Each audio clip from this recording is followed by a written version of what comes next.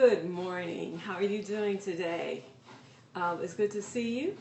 My name is Cheryl Ellison Pons. I'm also known as the Urban Real Estate Starlet.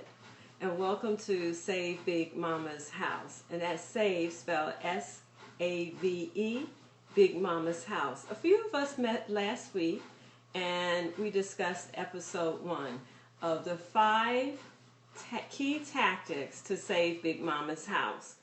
But before I get into the show, let's do a few housekeeping items. 1, S.A.V.E Big Mama's House is hosted by, and thank you for the hearts out there, S.A.V.E Big Mama's House is hosted by UrbanREStarlet.com, and we spell it UrbanREStarlet.com.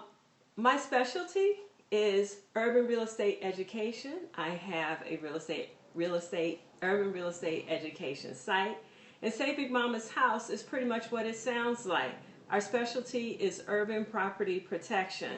I started this vlog as a means to connect with longtime urban and inner city homeowners or property owners. Many of you right now in markets like New York City, in Los Angeles, in Oakland, in Washington, D.C., maybe even Richmond, Virginia, Philadelphia, anywhere there's been a location where now folks are getting that living in the city is a great opportunity for jobs, for commuting. You don't have those long commutes, and you can have that chic, urbane, sophisticated lifestyle that you always dreamed of when you lived in the city.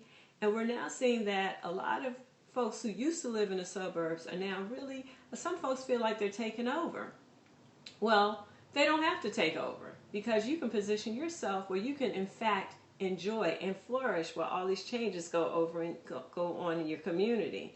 Some of you are feeling the pressure of tax bills, the pressure of real estate speculators and investors always knocking on your door. You have family squabbles, and then in the face of all that, you have what's called urban renewal or gentrification. I created this vlog to help people like you or individuals discover winning solutions, solid real estate principles that will work time and time again. Some of the wealthiest families in America apply these tactics, but you can bring them all the way back to your beautiful home that you live in your community, in your neighborhood. You don't have to be a multi-millionaire, multi-gazillionaire to implement them. That's one of the reasons why I got into real estate, because the things that you do on the individual basis with your house or your condo are the same things you do when you're building a multi-million-dollar apartment complex or mixed-use development with offices, okay? So what I'd like to do is to bring those things home to you. Okay, so let's get into the first part of our series. We're in the second part of our series, excuse me, and we're into the 5 key tactics to save Big Mama's house. Now, last week I talked about principle number 1, just working with what you have. That's where we are today. Working with what you have. Work with what you have. How to make your Big Mama's house the family secret to generational wealth.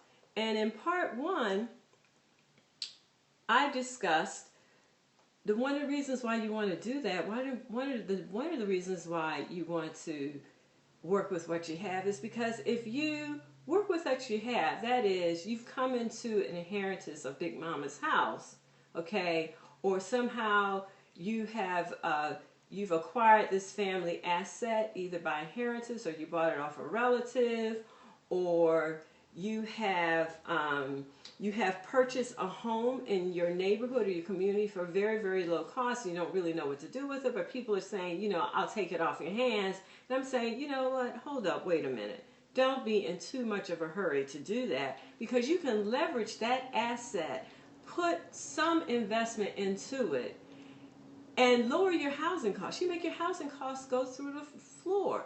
And one of the things I talked about last week was that you can invest about $250,000 into an existing property.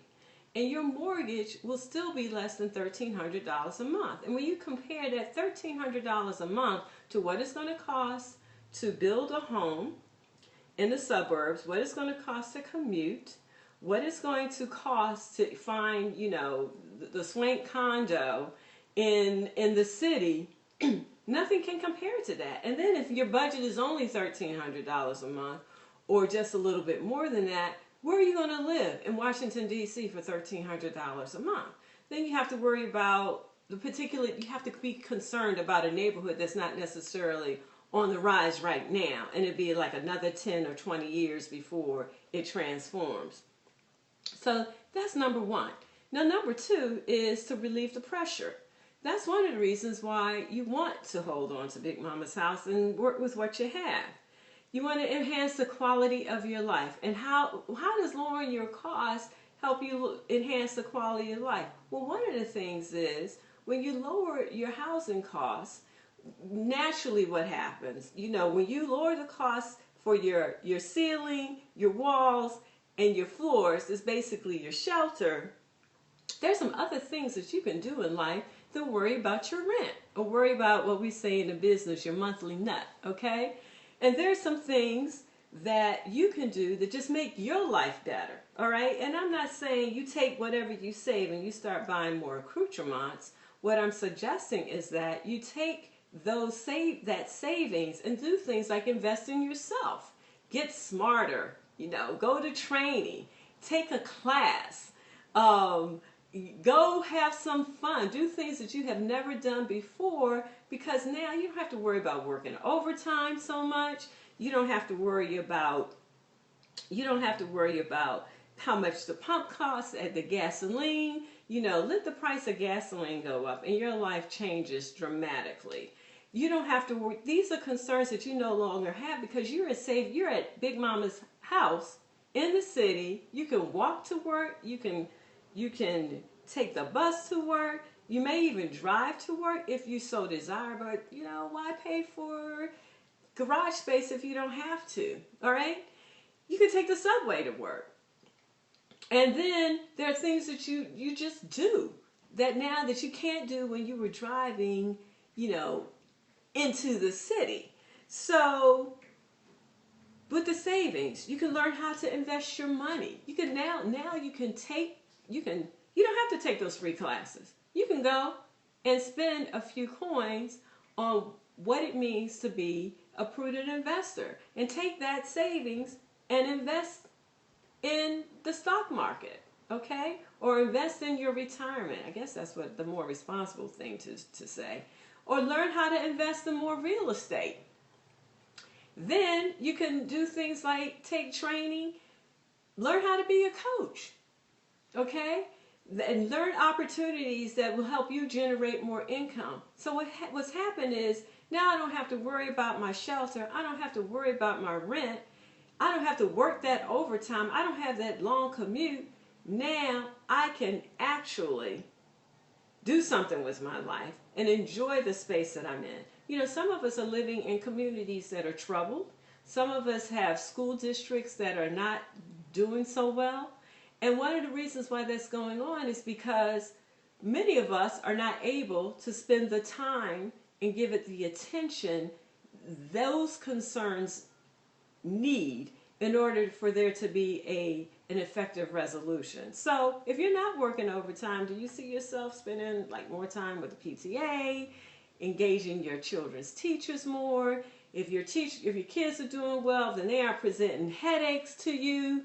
At the end of the day, your relationships improve because you're acting out of a space of peace and love.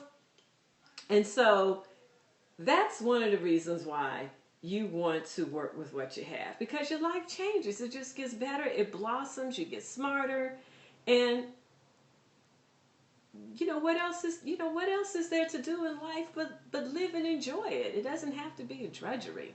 So today, that's my key point under principle number 1, work with what you have. And you want to definitely lower your housing costs, but what will fall out of that is that you will relieve the pressure, enhance the quality of life. thank you for joining me this morning, and I'll see you again next week. God bless you.